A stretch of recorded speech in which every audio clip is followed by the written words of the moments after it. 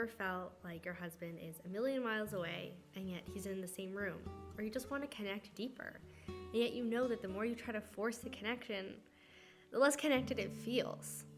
Or maybe you've experienced before just your own inner thoughts and how they keep you feeling so far. Maybe your beliefs about your husband and how they make you feel distant or cold towards him.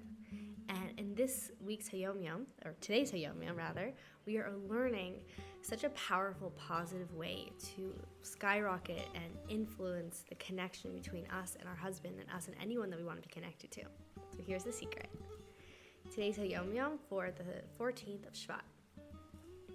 Our holy forebearers, the Rebbeim, through the generations, appeal to God and evoke divine compassion toward their Hasidim, those bound to them.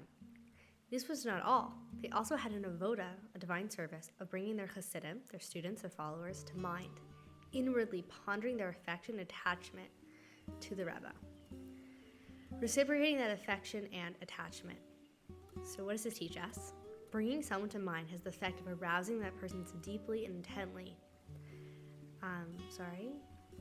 Has the effect of rousing that person's innermost powers. Okay, so when we think about someone and we bring them to mind, we have the ability to awaken their soul powers. We see that when one looks deeply, intently another, he will turn around and return the glance, right? You're looking at someone across the room and they notice and they turn around. Because the penetrating gaze awakens the core of the soul, and thought has the same effect. Meaning, even if someone is far away, can we connect with them? Can we boost the connection? Absolutely.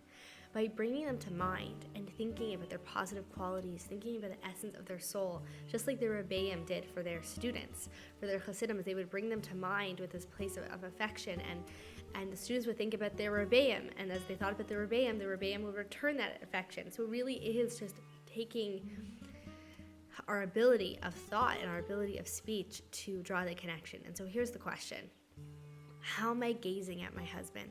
Am I gazing at a way that I'm really seeing him, that I'm seeing his neshama, that I'm seeing his holiness, that I'm seeing his essential value, that I'm seeing him as a divine being of light, in a way that he just turns around and returns that gaze? How am I looking at him? What are the beliefs through which I am looking at my husband? And knowing that I can create connection in a moment by just choosing to connect, choosing to think a positive thought that awakens and arouses within the other person that positivity.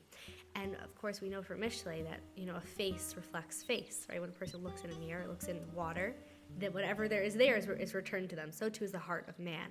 So when we think positively about another person and we choose to love and we choose to connect and we choose to focus on their good, automatically what happens in their heart is that they feel that same warmth and love towards us.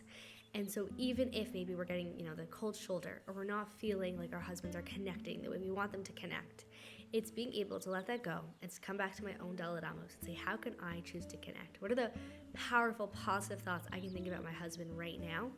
And as soon as I go into that space of connection, we are our relationships. That connection is there and present. Thank you. We should just have all the connection, all the depth that we want to have in our relationships, Hashem should bless us with, and we should always know the power of our thoughts and the power of our speech.